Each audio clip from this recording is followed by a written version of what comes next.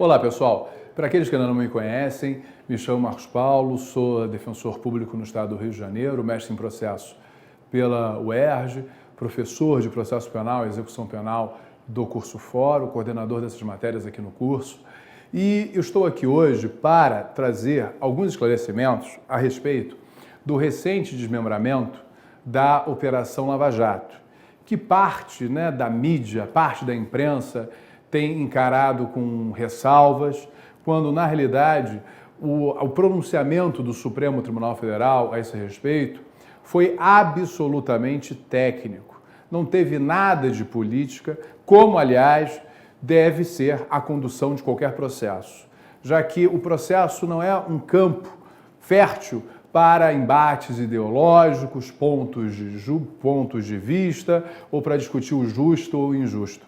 Ao contrário, o processo existe exatamente como instrumento de composição daquele conflito de interesses e aí sim de implemento do regramento material, do direito material. O que ocorreu foi o seguinte: não há dúvida de que a Operação Lava Jato já teve vários desdobramentos. E um desses desdobramentos envolve uma senadora da República, que já foi denunciada, ou seja, ação penal formalizada, já uma denúncia formalizada, por desvio de receitas que seriam oriundas do Ministério do Planejamento. O relator dessa persecução, bem como de todas as demais do Lava Jato, o ministro Euri Zavascki, entendeu que não haveria conexão nem continência com os demais desdobramentos da Lava Jato. Ou seja, isso não se enquadraria nem no artigo 76 do Código de Processo Penal, ou seja, a conexão intersubjetiva, inciso 1, por simultaneidade, concursal ou por reciprocidade, não chamaria o inciso 2, que versa sobre a conexão lógico-material, nem a do inciso 3, que versa sobre a conexão instrumental probatória. E nem seria caso de continência. Haveria pessoas em comum com as demais operações? Sim, haveria. Porém, dinâmicas distintas, pessoas distintas a revelar, portanto, um outro grupo criminoso, fatos distintos. E aí se entendeu que não se justificaria aqui a sua prevenção.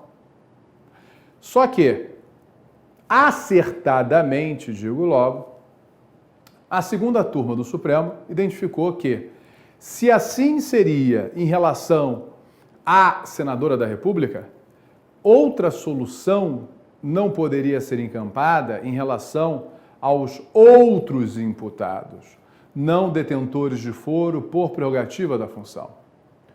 Por que reconhecer a não prevenção do ministro Euri Zavascki, mas continuar a reconhecer pelos mesmos fatos a prevenção do juízo criminal federal em Curitiba?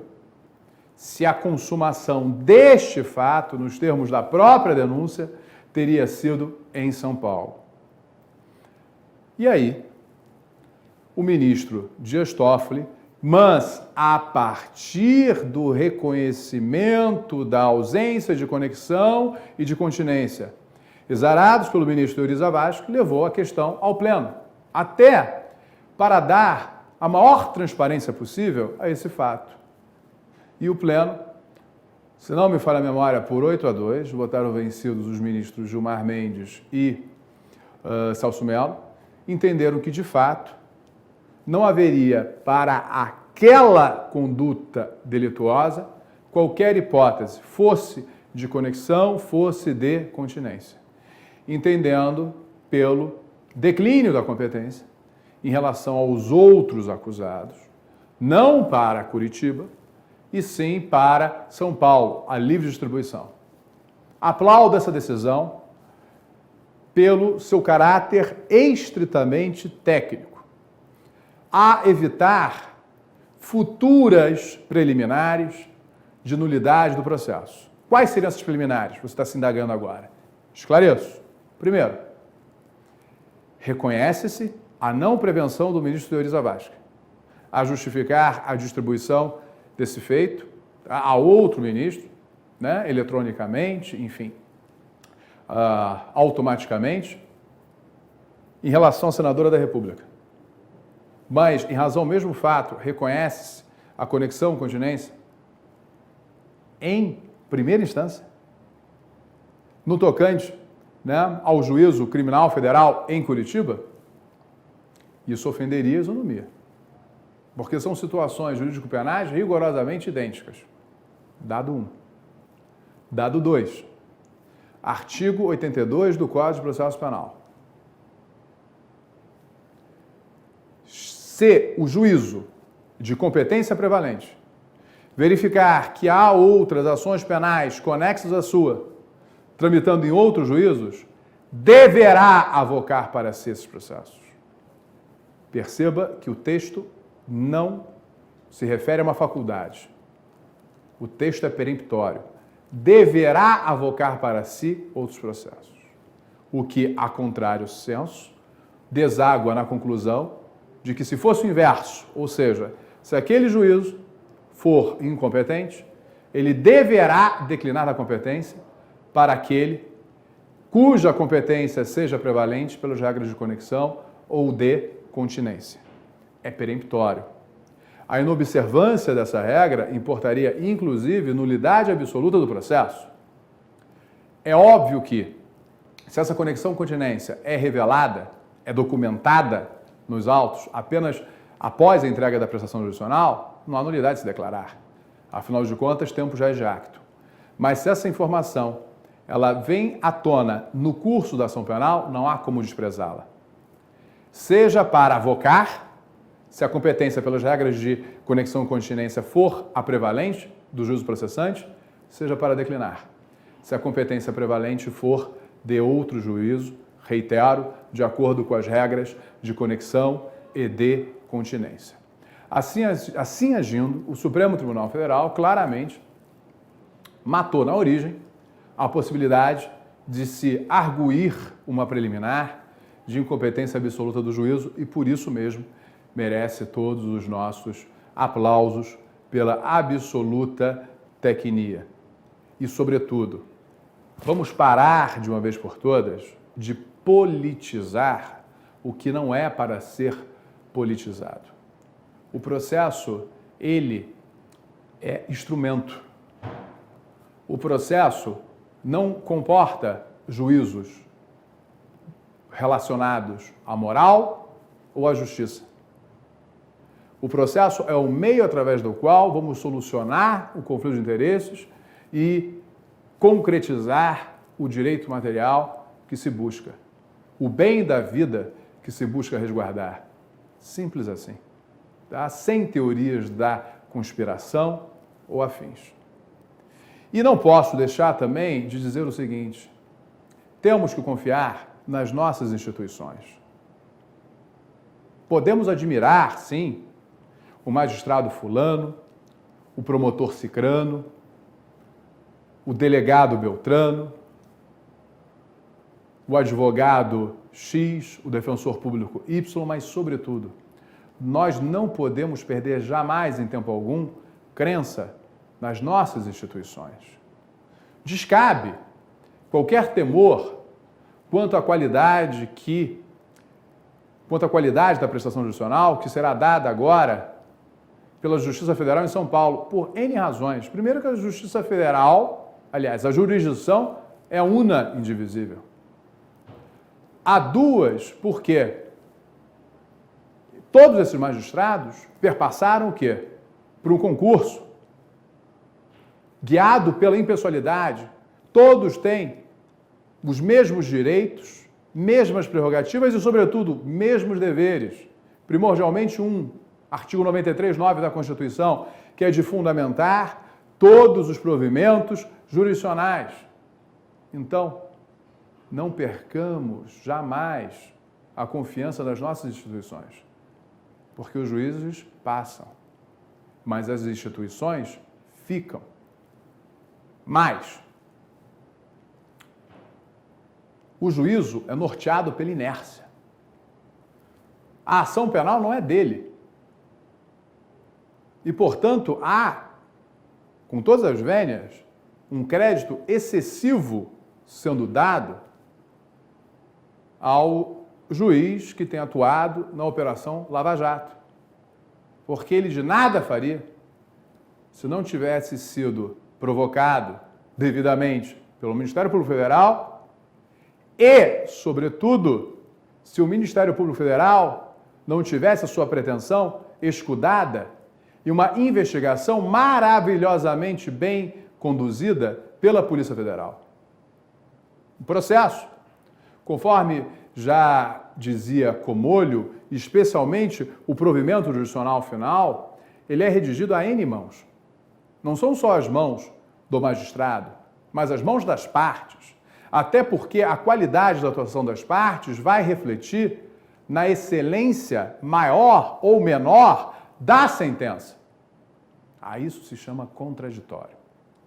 Então, se tivermos um contraditório de alto nível, isso vai se mostrar e vai se materializar na sentença.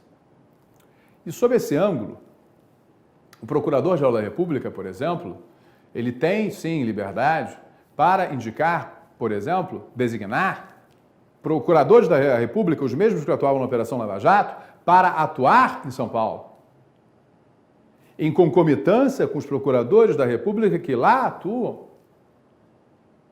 e em concordância, e eu tenho certeza que não haverá qualquer óbice quanto a isso, até porque, numa operação tão complexa como essa, qualquer ajuda, qualquer auxílio, são absolutamente bem-vindos.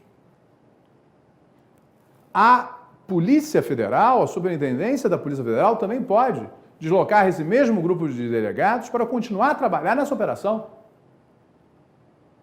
Ou seja, na realidade, nada muda. Vamos, por favor, diminuir um pouco a importância das pessoas e aumentar a importância das instituições. Ainda mais você, estudante de Direito. Ainda mais você, concursando. Afinal de contas, você aprende uma coisa chamada teoria do órgão. A sentença não é de fulano, não é de Beltrano. O trabalho intelectual até é, mas a prestação jurisdicional em si é do órgão jurisdicional. Como a denúncia advém do Ministério Público e não do Procurador da República XYZ. Como a investigação é da polícia e não propriedade privada do delegado XYZ. Então, é importante termos isso em mente e deixar de politizar aquilo que é o técnico. Finalmente, os meios de comunicação já estão noticiando que vários advogados vão buscar desmembramentos também de outras operações. Pois bem, alguns dados precisam ser ditos. Primeiro, o ministro Euri Zavascki reconheceu a ausência de conexão ou de continência em um caso específico. Então, descabe potencializar os efeitos desse pronunciamento jurisdicional para outros, que podem perfeitamente apresentar nuances concretas reveladoras da conexão, reveladoras da continência. Primeiro ponto. Segundo ponto, conforme já mencionei, ainda que haja conexão-continência, se essas informações não havia nos autos e já foi entregue à prestação jurisdicional, ela é válida. Tempus rege acto. Portanto, vamos parar com esse sensacionalismo de achar que a partir desse pronunciamento do Supremo Tribunal Federal, simplesmente a Operação Lava Jato entrará na mais absoluta ruína. Primeiro ponto. E segundo ponto, vamos cobrar daquele que realmente é o titular da ação, ou seja, o senhor Procurador-Geral da República. Que a imprensa tenha ciência disso, porque a magistratura nada faz se não for provocada. E quem a provoca, porque o juiz não pode agir de ofício, em respeito ao sistema acusatório, é o Procurador-Geral da República. Ele tem meios, tem instrumentos à sua disposição e referendados pelo Supremo Tribunal Federal a permitir uma continuidade dos trabalhos da Operação Lava Jato. Uma delas é a designação dos mesmos procuradores da República que têm atuado nessa operação para atuarem em conjunto, designação cumulativa, com os procuradores da República de São Paulo. Basta que não haja oposição por parte destes e tenho certeza que não haverá, até porque numa causa dessa magnitude, toda e qualquer ajuda é extremamente bem-vinda, ok? Então, que fique claro que, na realidade, o que o Supremo Tribunal Federal decidiu foi uma verdadeira aula de direito processual penal e, sobretudo, nesse caso, extremamente bem ministrada. Até a próxima. Tchau.